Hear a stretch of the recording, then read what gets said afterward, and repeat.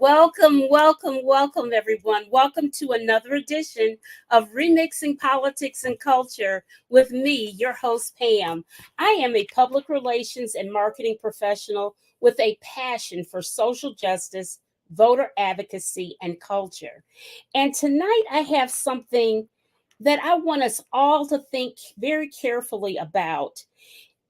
Is there a link between anti women rhetoric, policy and legislation, and domestic violence? What exactly is the intersectionality of these things? When we hear largely male legislators dictate what can and cannot happen in a doctor's office, when we have three state legislatures pass bills that forbid a pregnant woman from getting a divorce, whether DV was present or not, and when we hear a Super Bowl champion tell an audience at a college graduation, with several being women in attendance, that they shouldn't worry about their career accolades because nothing would be more rewarding to them as women than them becoming wives and motherhood. After hearing that snippet of Harrison Butker's speech, I wanted to do a welfare check on his wife. Why, you ask? Because words matter, language matters. We must pay attention to the words spoken and actions taken. The MAGA GOP has been telling us out loud their plans. Are you listening? In my humble opinion, and in my humble opinion, all of this anti women rhetoric and policies are an assault on all women. And I suspect it will increase domestic violence against us. My guests tonight are going to talk about this, and I'm going to bring them up now. First up, we have back Latrice Davis from New York. Latrice is a regular on the show. She is a senior court clerk at Queens County Criminal Court. She is a proud member appointed to the Queens Community Board 6. She has served on the Aging, Social Services, Disabilities Committee from 2021 to 2023. She currently is on the Land Use, Housing, Landmarks Committee, the Transportation Street Safety Committee, and was named chairwoman in April 2022 for the Committee for Those Without Shelter. Latrice is a former reporter for the Associated Press and a very valued member on this show. Welcome back to the show, Latrice. As always, Pam, thank you for having me. Thank you. Absolutely. Next up, we have Mary Rarick. Mary is known professionally as the caffeine addicted super connector. She is a communications consultant. Mary leveraged her rage and guilt hangover from 2016 to step out of her introverted shell and become a grassroots political activist. Mary is a producer and host of You Can't Beat Blue, a show on YouTube, and a volunteer for Run for Something. She has also created the podcast My Act 4, where she figures out loud what her next act will be, all the way from Portland, Oregon. Welcome back, Mary, to the show. Thank you, Pam. I had to take some time away from my kitchen, to be here today, but I'm happy to be here. Well played, Mary. Well played.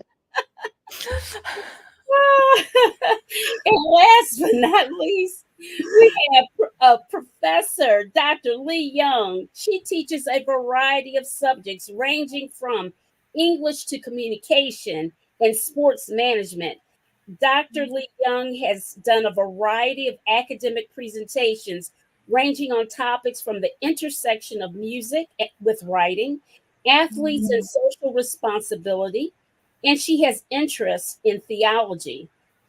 In the context of societal issues, she loves helping students make the transition to college, and she teaches at St. Louis Community College. Welcome back to the show. It's been a while. It has been a minute. Yeah. Okay, so this question is for all of you, and we'll just round robin it. First up, I just want to ask you guys, what do you think about my hypothesis? Do you think it's reasonable to believe that domestic violence will increase with all of this anti-woman rhetoric and policies and whatnot that we're hearing? Latrice, you go first, then Mary, then Lee. I would say it never decreased. So the short answer is yes. Okay. I think it will continue to rise because it never went away. Okay. Okay. Mary? I think it will definitely increase. If you think about the impact of the former failed president's speech on January 6th, he spoke words and actions followed. People understood what those words were, and they understood what they were supposed to do. And I think the same is true in this case. Very good. Good. Lee? I agree with my peers here. Yes, it's going to pretty much be the same status quo. However, I just think it's important that we teach our young people, especially our young men, to counter it with language, rhetoric that teaches them to value women so that they can, because of course they will never understand personally how it feels to be a woman, but at the same time, value the women in their lives, their moms, their sisters, their aunts, their friends, so that they can understand and sit down and listen to what their female concerns are, their female peers and the ladies in their lives concerns are. And then that way, hopefully, maybe that'll be a good way to begin the dialogue toward understanding. Very, very good. I guess my response to that is that's all well and good, but I just feel like we're at the point we're past talking. It's time to do. And I'll give a recent example. I was working night court the 11th of this month. So night court wraps up around 1 a.m. So I don't own a car, so I get around by 2 feet in a Metro card. So the walk from the courthouse to the train station is 3 blocks, but they're long blocks. And at that time of the night, one side of the street is not well lit. So what I do is I walk along the median where traffic is. And then, even then, I get to the train station, there may be, unsavory characters hanging around the turnstiles or what have you. But the point of me saying all this is that as a woman, as soon as I leave my house, or as soon as I leave a given space, I have to think about safety. When I'm walking along the street, I got to look between the cars. If I can, I got to look underneath the cars. And these are things men don't have to think about. And I would like to think at this stage, men have been made aware of this. And yet we're still having these conversations. So I just kind of feel like, when are men going to do? Like, when you hear stories about men putting things in women's drinks at bars, it's like, come on now. That's not cool. That's not right. I shouldn't even have to tell you that, because I'm pretty sure you wouldn't want me putting something in your drink. But again, here we are.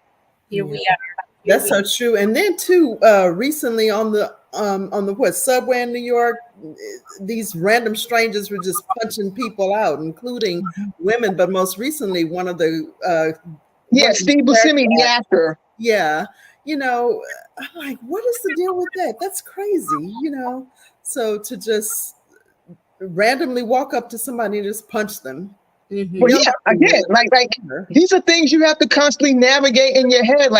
Again, once I get to the train station, okay, then I gotta get on the train, then I gotta get off the train, then I gotta walk home, and it's like, okay, all the while, like you just mentioned, Professor, somebody could just walk up to me, they don't say anything, they don't do anything, and now again, at that time of the night, there's fewer people out in the street. It's just you're hyper aware of your womanhood, and you're hyper aware that that if something goes sideways, you're pretty much on your own. Like in my case, like taking the keys out. I take my keys out as soon as I leave the subway. Never mind when I get to the front door, because by then it will be too late. I see. Listen, we've got something interesting in the chat. Yes. Joey Howie. When I was a hiring manager, I would not have interviewed a male from that school. What school? because of Benedictine. Benedictine. Yeah. because of anti-discrimination, I would have to exclude female alum as well. Well, I'm just curious, Mr. Howie. Well, I mean, I'm assuming it's a man, but could be a woman. But it is a woman. I know it's a woman. okay, I stand in that case. I stand corrected. But I'm just curious, when you say anti-discrimination, in what context?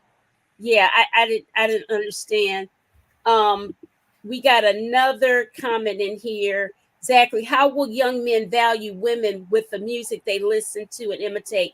Zach, my friend, that is a whole nother show. Yes. Yeah.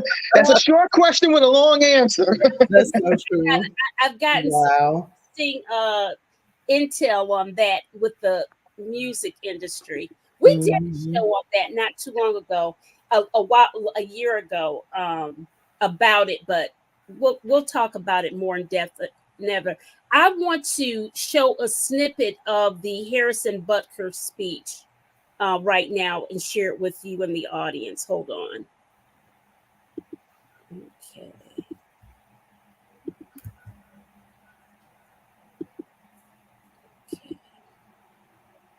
Can you guys see it? Yes. Yeah. Yes. A commencement address at Benedictine College, a conservative Catholic liberal arts school in Kansas. It is safe to say that over the past few years, I've gained quite the reputation for speaking my mind. Butker sounding off about working women. I think it is you, the women, who have had the most diabolical lies told to you. How many of you are sitting here now, about to cross this stage, and are thinking about all the promotions and titles you are going to get in your career? Some of you may go on to lead successful careers in the world, but I would venture to guess that the majority of you are most excited about your marriage and the children you will bring into this world. Butker then referring to Pride Month, which celebrates the LGBTQ community as a deadly sin. Not the deadly sin sort of pride that has an entire month dedicated to it, but the true God-centered pride that is cooperating with the Holy Ghost to glorify Him. I couldn't believe it was such an outdated, antiquated view on LGBTQ people and women, and using religion in a way. Butker also mentioning priests who become too familiar with parishioners, illustrating his point by borrowing a line from a song written by a certain famous teammate's girlfriend. Because as my teammate's girlfriend says, familiarity breeds contempt. That line from Taylor Swift's Bejeweled quickly drawing the ire of Swifties. One writing, I didn't think you grasped the message of the Taylor Swift song you quoted. Go listen to all her albums as homework. The NFL reacted to the speech, saying Harrison Butker gave a speech in his personal capacity. His views are not those of the NFL as an organization. The NFL is steadfast in our commitment to inclusion, which only makes our league stronger. Hello, I'm Mark Brown. Get more great AB. Okay, so there you have it, what he said in its fullness. And Lee, I want to come to you because you work with his age group. You're educating his age group. He's a millennial. So what's up with that? If he were 50 and over, I can kind of see that antiquated way of thinking, but I'm really puzzled by a person of his age. Do you see some of that in your classrooms sometimes? No, actually, I don't. I mean, for example, when I first heard that, I immediately put on my public speaking hat, and I'm like, we discourage students. You don't infuse your personal beliefs into a speech. You just don't do that, especially a speech when you're giving something like that to an audience of that nature. You just don't do that. You know, and even though their speeches are for class, but I'm looking at them futuristically. When you get out into the world of work, you keep your personal views separate. You know, you keep your personal views separate from what the company's mission is, what the company's vision is. Those are your values. Those are your views, your personal views. And so I give them different scenarios. I can't wait to use this scenario in my future classes because that's not cool at all. But the thing for me personally here is his mom. Why can't women do both and? We've been doing it all these years. Why all of a sudden? His mother is a physicist. A physicist.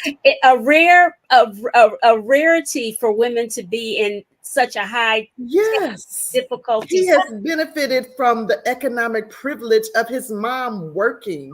And he's even quoted in Sporting News from Mother's Day 4 years ago. My mom is my biggest supporter, even though she worked and took care of him. Yeah, I don't get it. I'm confused. Mary, what are your thoughts? Mary? Oh, I'm sorry. I think that the school is a very conservative religious school.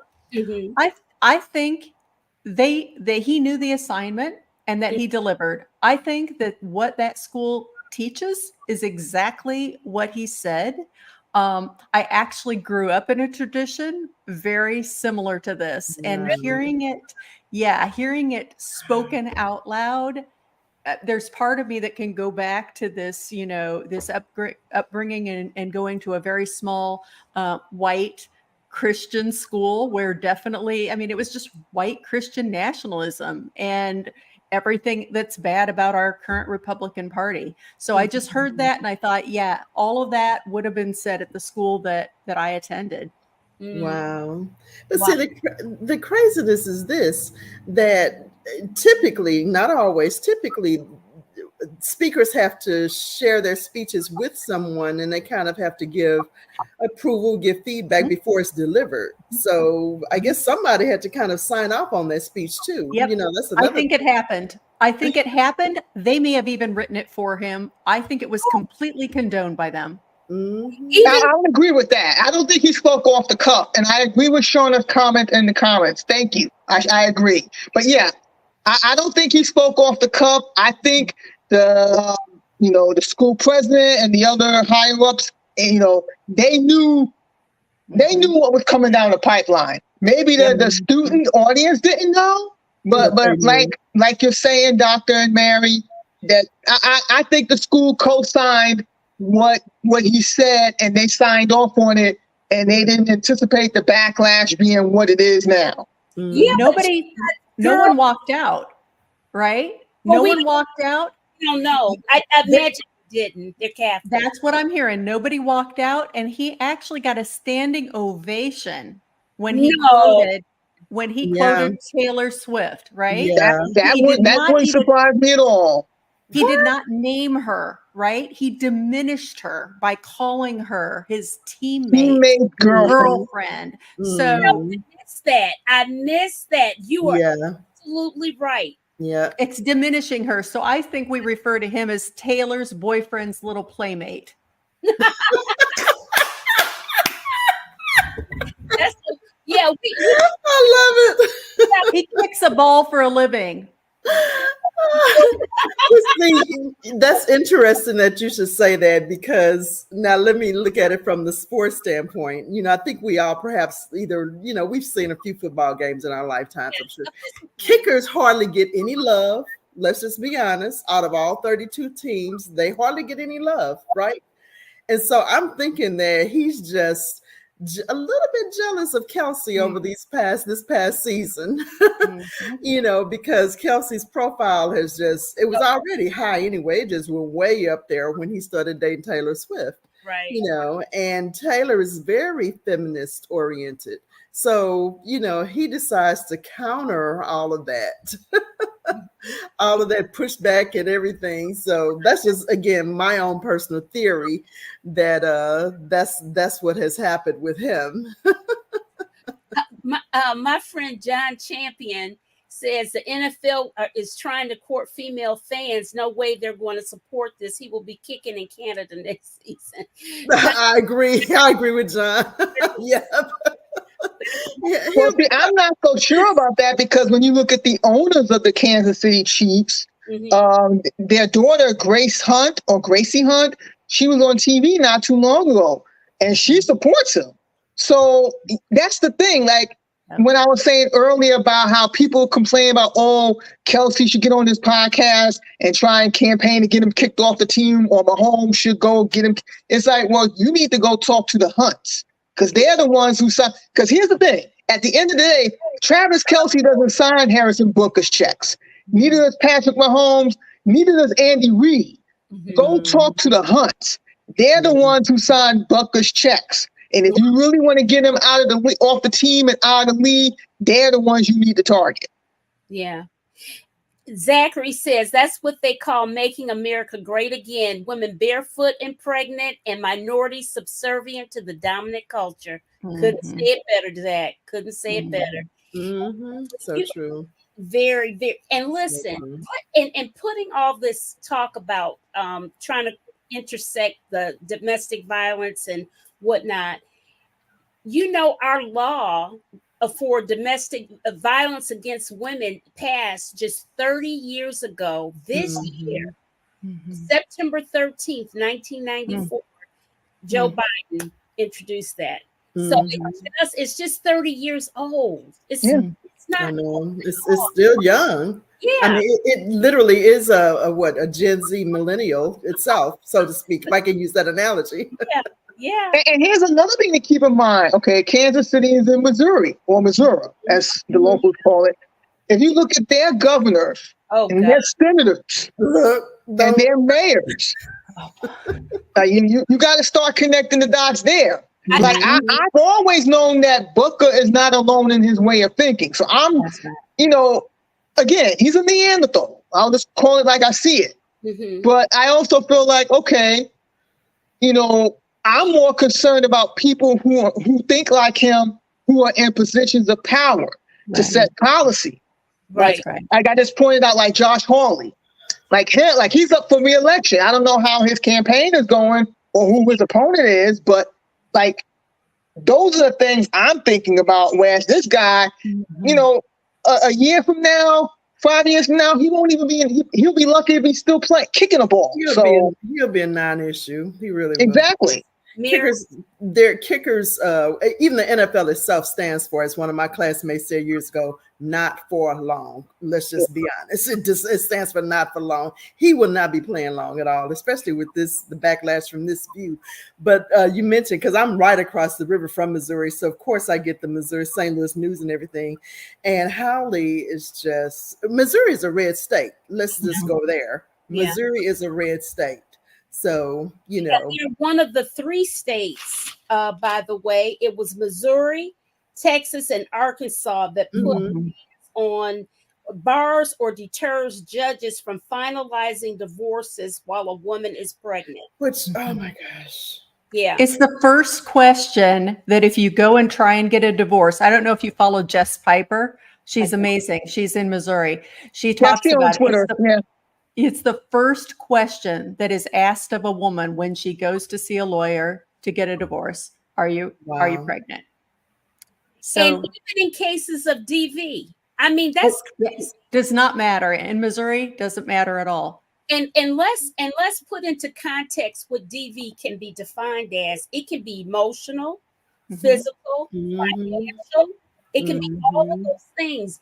And so what if you're getting messed up financially while you're still legally married to someone and you can't get divorced because you got knocked up in the you know, that happens. Yeah, that's so true. So, I mean, what's up with that?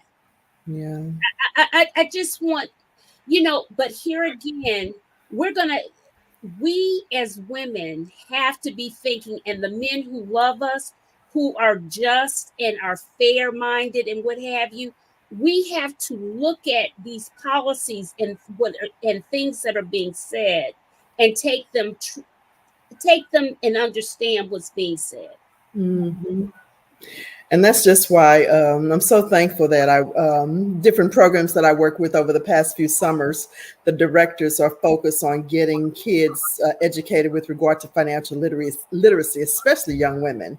You know, learn about your credit score, learn about APR, learn about your interest rate and things like that. Learn about all of that stuff because, again, as Latrice said earlier, begin to connect those economic dots too, so they can understand that. Right.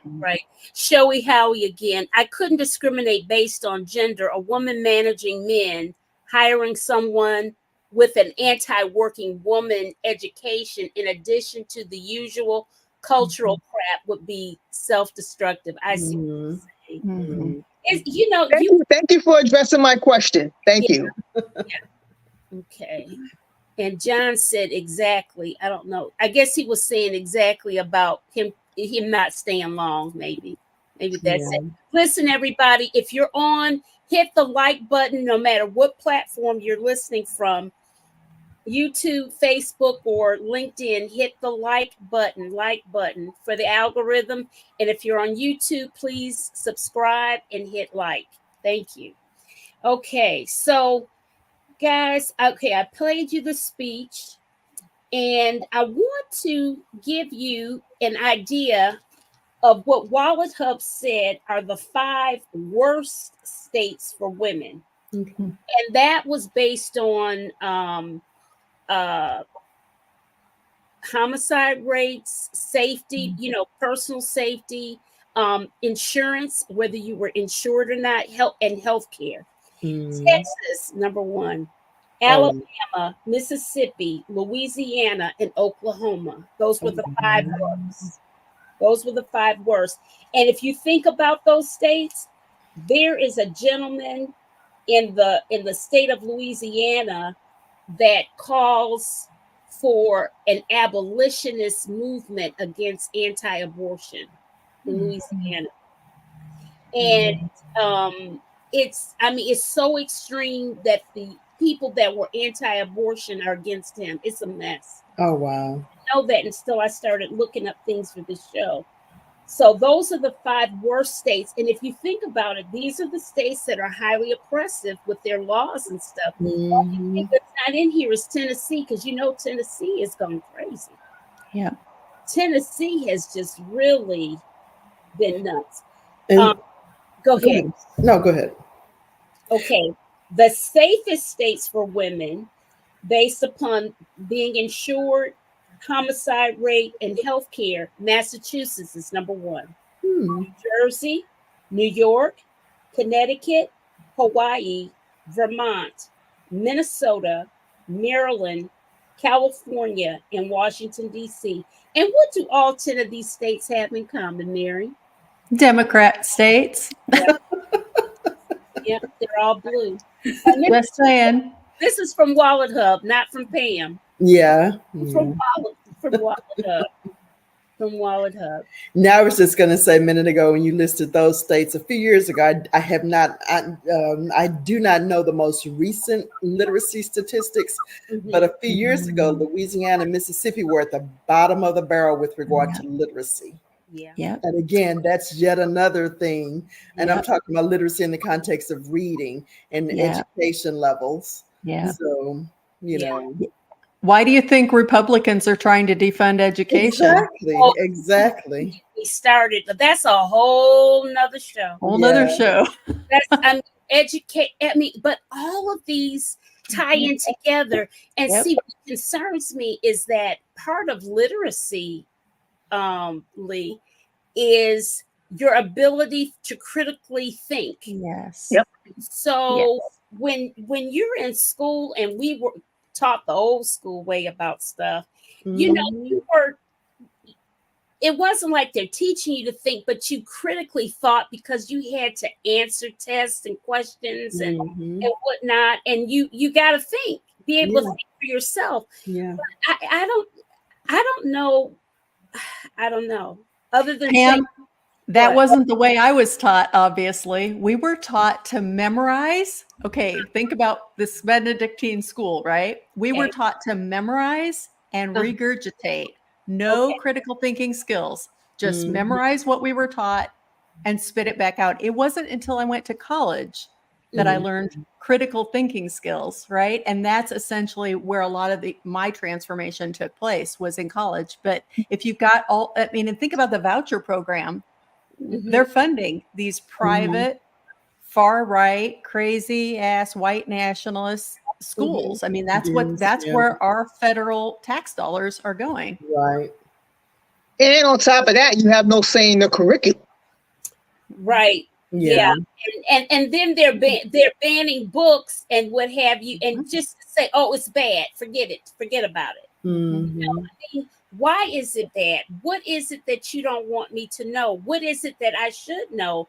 It's just, I don't know. But that's interesting, Mary. So did you go to school, a school like that from elementary, middle, and high school then? A school that was regurgitating things and it was very conservative? It was from the 5th grade until the 11th grade. We actually got kicked out, but 5th, 6th, 7th, 8th, 9th, 10th, part of 11th. I mean, that's a long, long time. And it was a very small, private, I'm going to say white Christian school, because I know the white Christian situation is a whole different from, others. And it was very, very small, and they taught whatever they want. I mean, we weren't taught evolution. We were not taught. Some of our textbooks came from Bob Jones University. Oh, wow. There's a book called None Dare Call It Treason. McCarthyism was like, yeah, right on. I mean, I could go on and on like that. Grow up in Oregon? Where did you grow up? The Midwest, Illinois. This was in Illinois. Oh, wow. But very isolated, right? Very isolated. And when you think about it, when I looked at some of the risk factors, just to talk about domestic violence, because that was definitely, a thing, and and very much is often a thing in, at least in my upbringing, with my upbringing and people like me.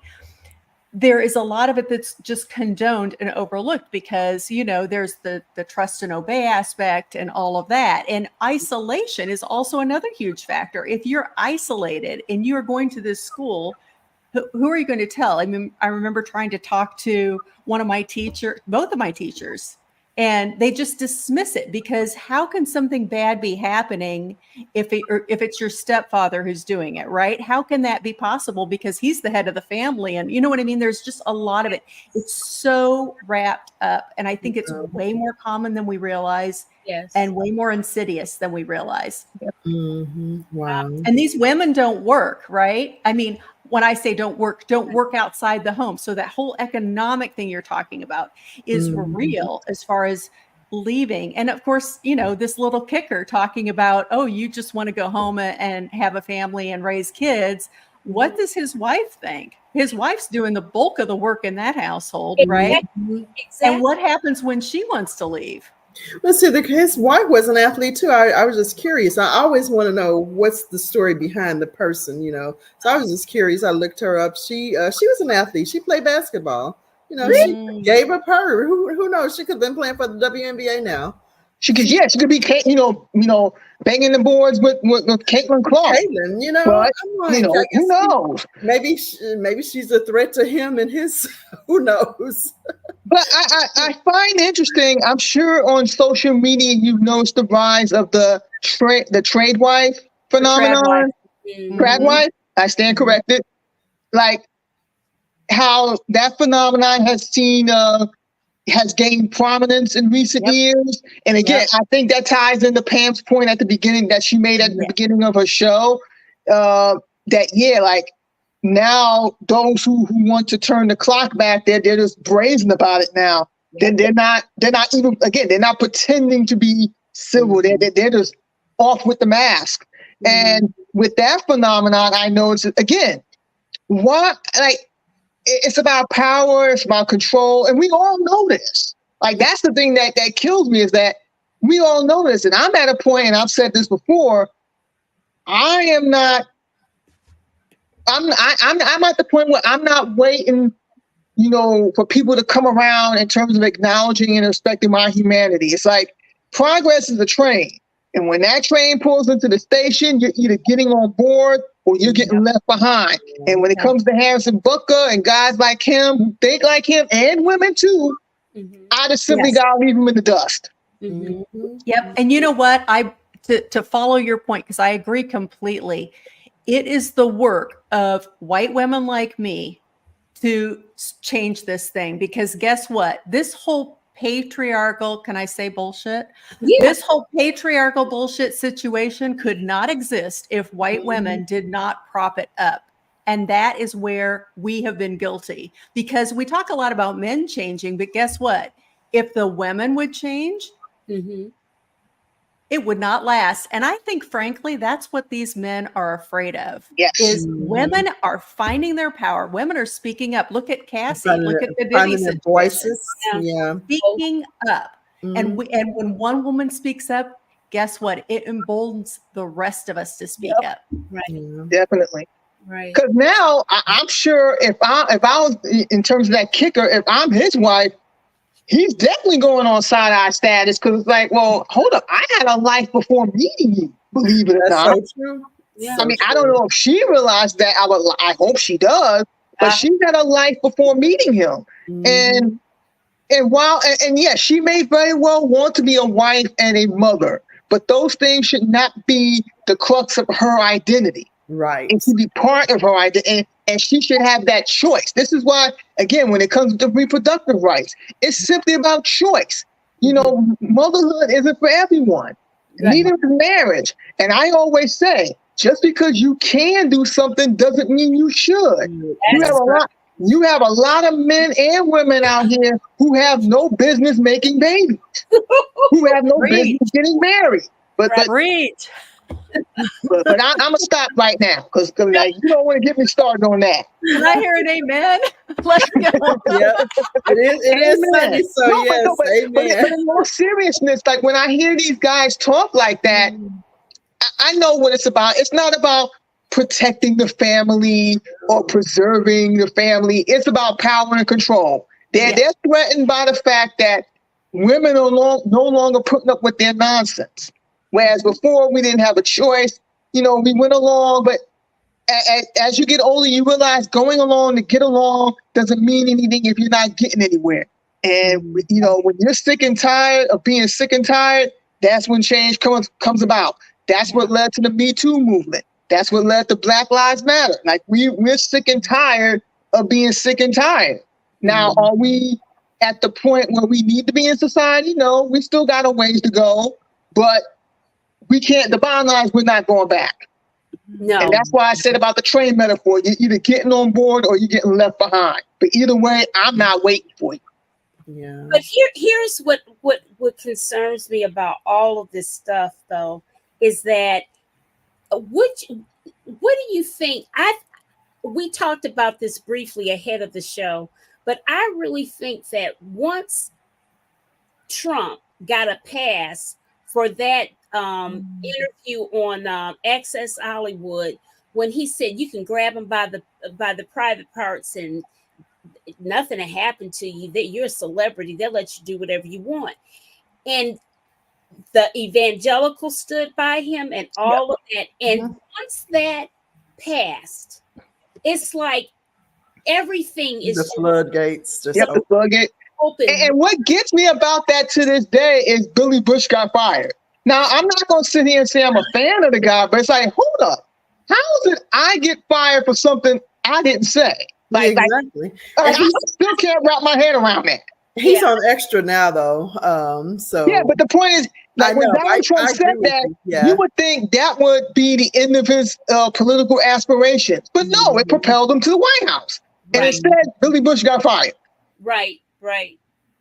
That's, I mean, and so tying all this up, ladies, we have to make sure that when we vote, not just us voting, but also with our men voting, that we are aware of these subtle cues that are taking place, because I really feel that a lot of this language and the messaging and stuff are very subtle.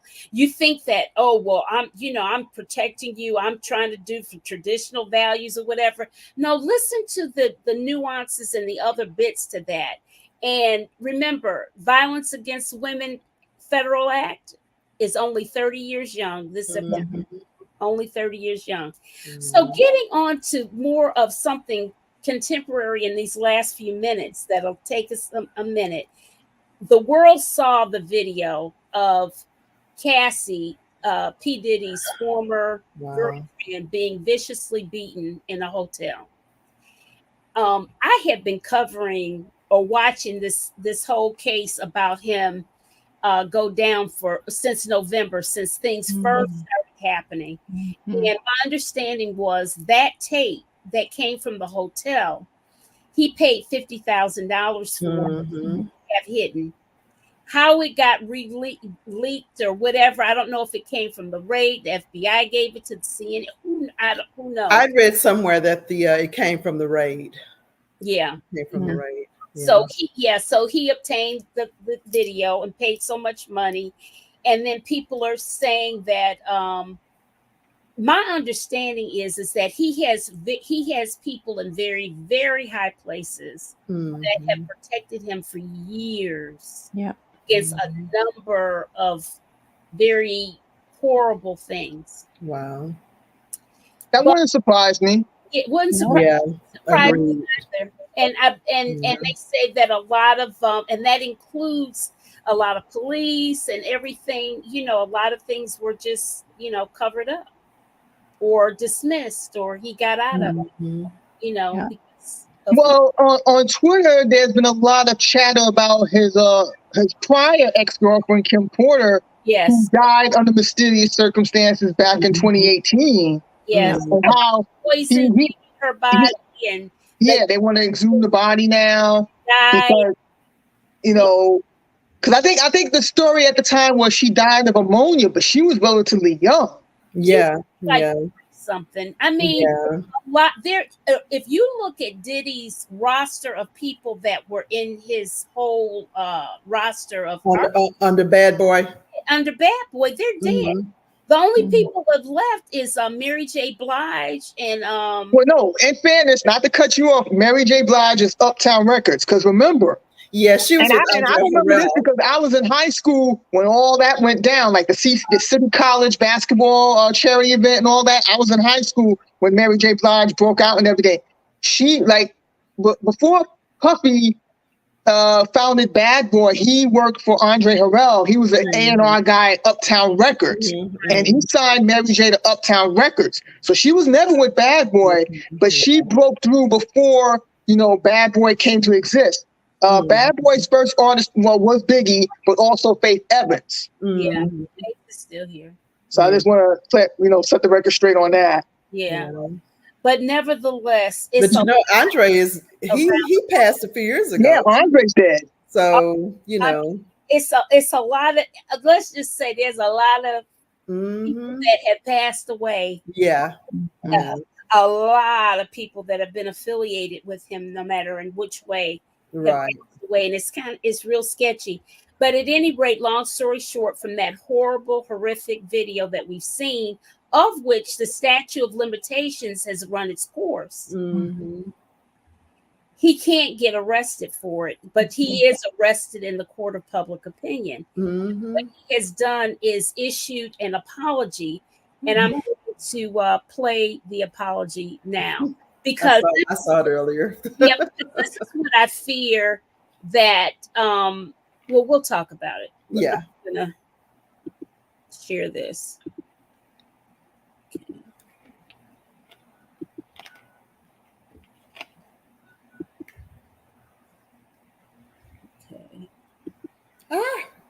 It's so difficult to reflect on the darkest times in your life. Sometimes you got to do that. I was up. I hit rock bottom, but I make no excuses. My behavior on that video is inexcusable. I take full responsibility for my actions in that video. I'm disgusted. I was disgusted then when I did it. I'm disgusted now. I went and I sought out professional help. I had to go into therapy. I'm going to rehab. I had to ask God for his mercy and grace.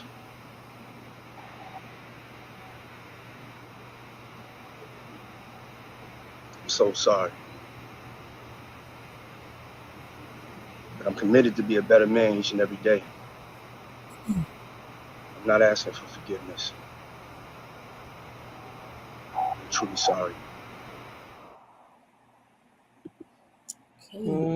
Bye, Felicia. What do you think, Mary? What do you think?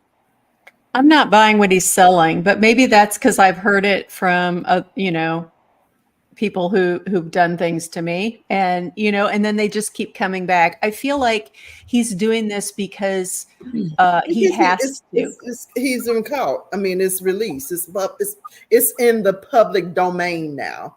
Yep. We know, everybody knows now. Yep. I'm sorry, I just had to say it. So go ahead. You're absolutely right. He doesn't have a choice. He has to do something, right? Also, there's more coming, right? This can't be the only thing. There's got to be more coming. He knows that. He's trying to get ahead of it, do this earnest looking at the camera bullshit, but we've seen it before. So, meh.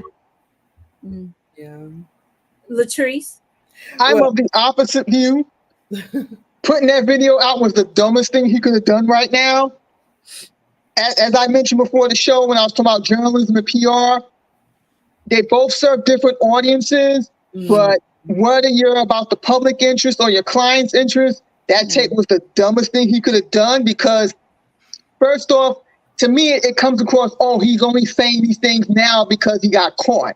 Yep. If he was truly sincere, well, first off, he would have never committed such acts in the first place if he truly felt that way.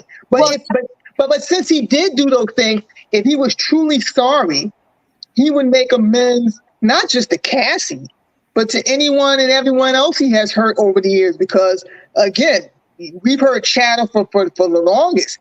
Him screwing artists over with record deals, stealing their work and their money. So he's done a lot of bad things. It's not just him putting his hands on one woman one time. And I truly believe, in terms of Cassie anyway, that was not a one-time thing.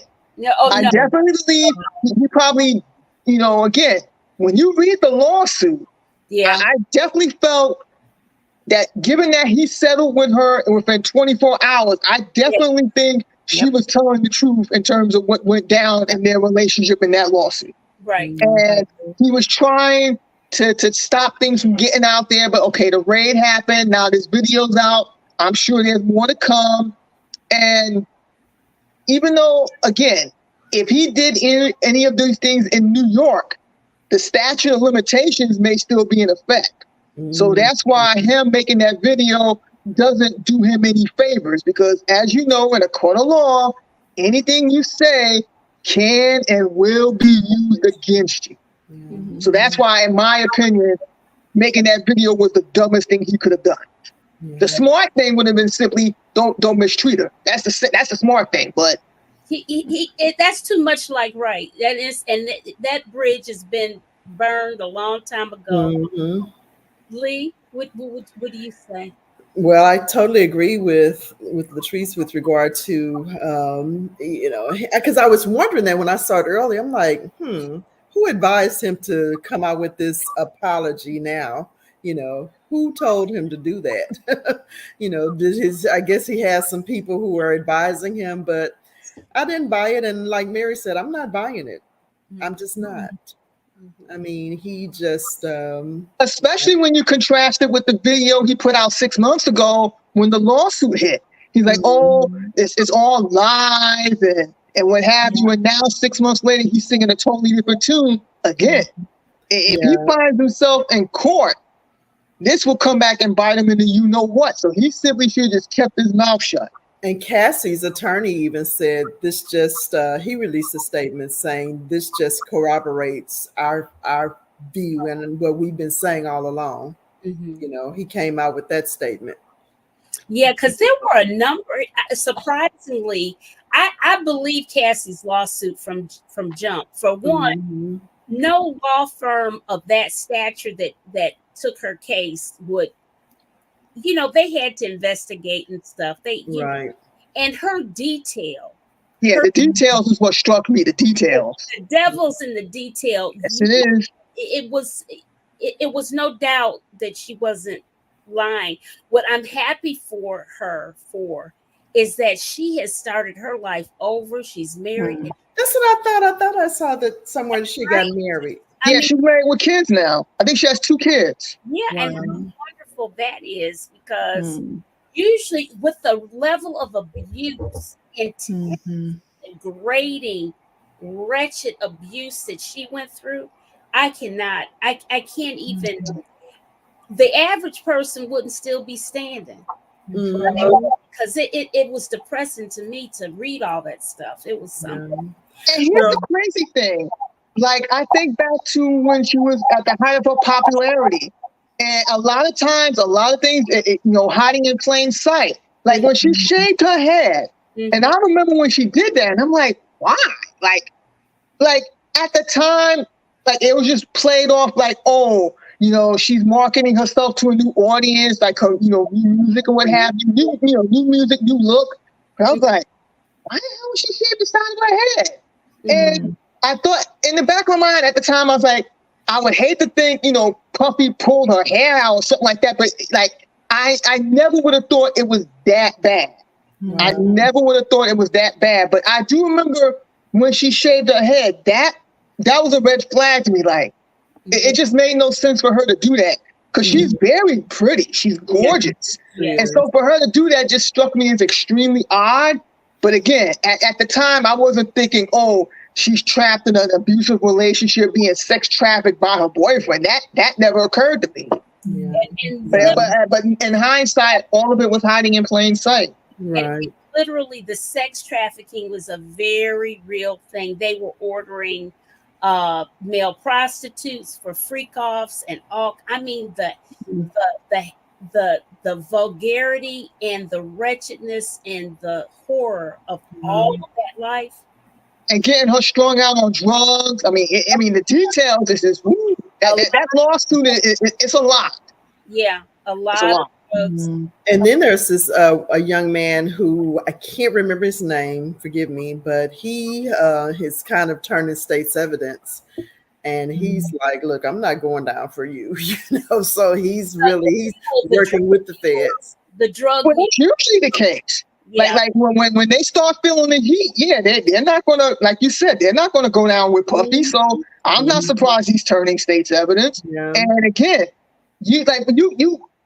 when you're someone of Puffy's stature and you're doing all these things, you're surrounded by enablers and sycophants. Right. So it's only a matter of time before the dam breaks and somebody talks. In this case, it took years and decades, but that dam doesn't stay closed forever. I mean, R.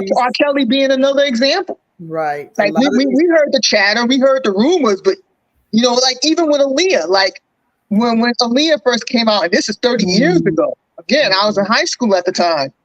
Yeah. I didn't think, I'm like, she was managed by her uncle. And so I'm thinking, ain't no way a 15-year-old parent's going to sign off on her, their daughter marrying a man nearly twice her age. Like, I truly thought it was a marketing ploy because her album age ain't nothing but a number. So I'm thinking it's, again, it's marketing. And again, hiding in plain sight. Hiding in plain sight. Mary? Go ahead, I'm sorry. From your sheltered back. She's like... Yes and no. I mean, all I can think of right now, I like to be optimistic, is if this is upsetting to all of us, just wait, be registered to vote, get your people registered to vote, because the GOP has a lot of this stuff in store for us. For anybody who's read the Project 2025 document, there's so much, and it's all this. And that's it. It's not a secret. Like Trump has already said, like he shared his dictator aspirations already. Yeah. How if he gets back in the White House, he's not leaving, and it's like. So I think I've mentioned this before, but if not, I'll say it again. We really need to keep an eye out on who he picks as his running mate. We need to pay attention to that as well. Yeah. Do you think he's going to pick a woman? Well, I know one woman he's not going to pick, that woman who killed her dog. He ain't going to pick her. He just might. I'm so sorry. At this point, I put nothing past him.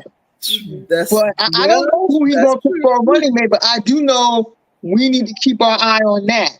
Because whoever that person turns out to be, they're going to be just as much of a problem as Trump. He is, yeah. Yeah. I believe he will choose a woman, just to kind of gaslight America because that's what all he's doing is just gaslighting us. Yeah, that's what all of them are doing. Yeah. Gaslighting us. But do you think? Now, let me ask you this: do you think there's any way possible for Nikki Haley to come back and upset the whole apple cart? Oh, wow. No. That would be interesting. I know, I saw something flash on television about her, and it got me because I thought, that would, and I had thought about that before. What if he gets convicted or whatever? The Republicans might do a 1-2 step on us and get Nikki in there as the Mm-hmm. I said no, and I'm gonna tell you why. Because she's too much of a, for lack of a better phrase, a loose cannon. Like if the Republican Party is going to get behind, they want to get somebody they can control, and she can't be controlled. And I'm not saying that's a good thing or a bad thing, but I don't think they're going to. If something would have happened to Trump between now and November 5th, I don't see them supporting her or putting her on the ticket. What you think, Mary? Haven't even thought about it like this. I just got back from a trip to Iowa, and a ton of people there told me, Republicans, that they wish she were still in the running because they would vote for her. Yeah. And I thought that was really interesting. I also heard from another person who has talked to Republicans. I mean, we got a couple of situations where they've talked to Republicans who voted for Trump in 2016, did not vote for him, just abstained in 2020, and this year are planning to vote for President Biden. So that was kind of some hopeful news. But I don't know. I see, even if he goes to jail, he's going to run. The only thing that could happen is, he's been pulling this Mitch McConnell business of stroking out or something. Did you see that? There was a long blip. I heard about it. I didn't see it because I get so sick of looking at him. Well, if something were to happen to him, so that he were actually physically incapable of running, I don't even know what Republicans can do.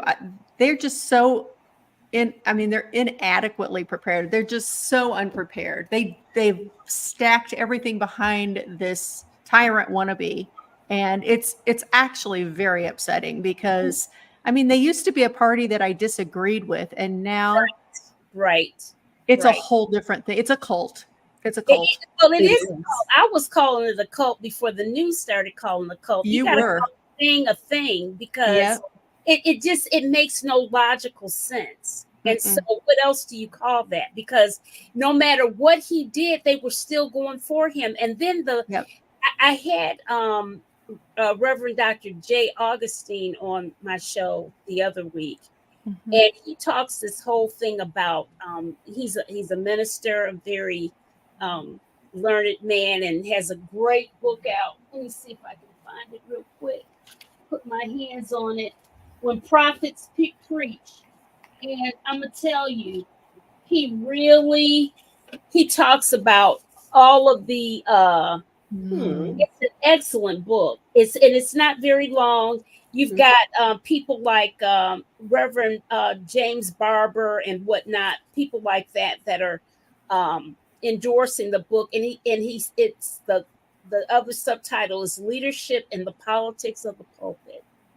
And it really gets into the whole, of what we're supposed to be doing, and it really helps reinforce what it is that Reverend Dr. Martin Luther King did and what have you.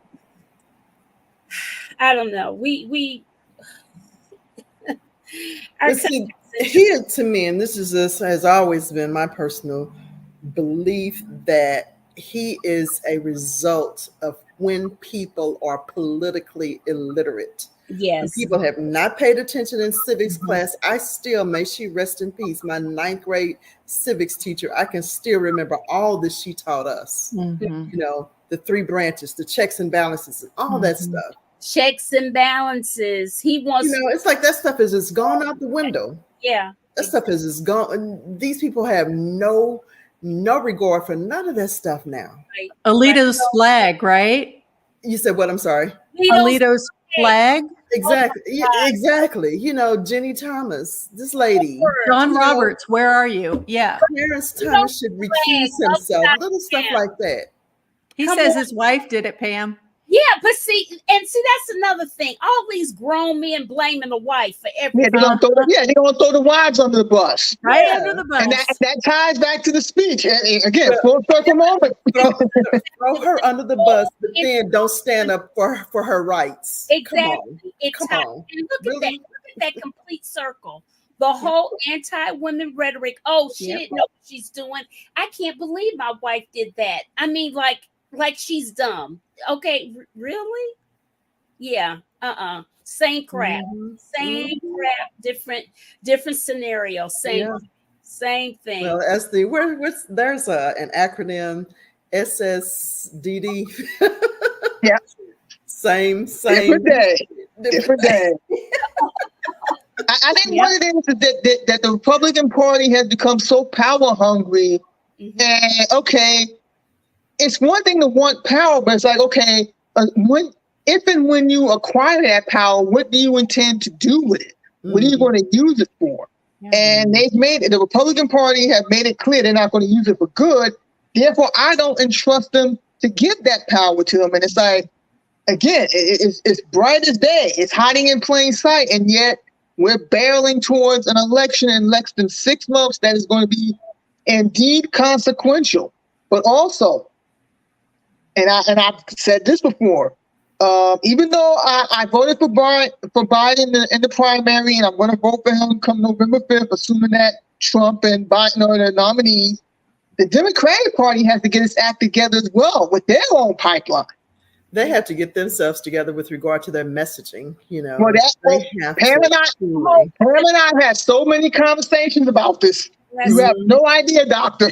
We've had so many conversations about the messaging or bad messaging. Maybe y'all should be consultants. Y'all need to be consultants to them. My highest rated shows, I had a professor from Eastern Michigan University. She's an integrated marketing communications professor, and another dear friend of mine both are good friends of mine. One is an award-winning PR strategist. And that was one of my highest rated shows. We were talking about this messaging because it is just, they drive me. I think they're trying to do better. But one of the problems I feel that the Democrats, we would not have won if it weren't for the Lincoln Project. And their messaging. Yeah. If it weren't for them, we wouldn't have won because they had the most unique, out the box kind of stuff going on. And that's what it takes to grab attention. Yeah. So listen, ladies, we're at our time. Our hour is up. Wow. I've appreciated you guys. Oh no, I have really. It was a welcome good conversation. I got to go back to grading and preparing for this week now, but this was a good departure. I enjoyed the discussion. Me too. That's good to hear, Professor. Thank you for being a part of it. I enjoyed it. Yeah, truly. And enjoyed meeting you, Mira. I see Latrice in our group a lot, so I see her all the time. Yeah. But we got to have a follow up with the conversation between MTG and Representative Crockett. That's a whole. That's some fire. Woo! I know. That was great. Girl, baby girl. She's supposed to come out with some merchandise so she can use it for fundraising for the Dems. Oh, wow. Okay. Definitely.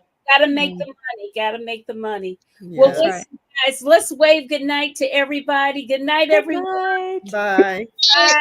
Have a blessed week. Subscribe.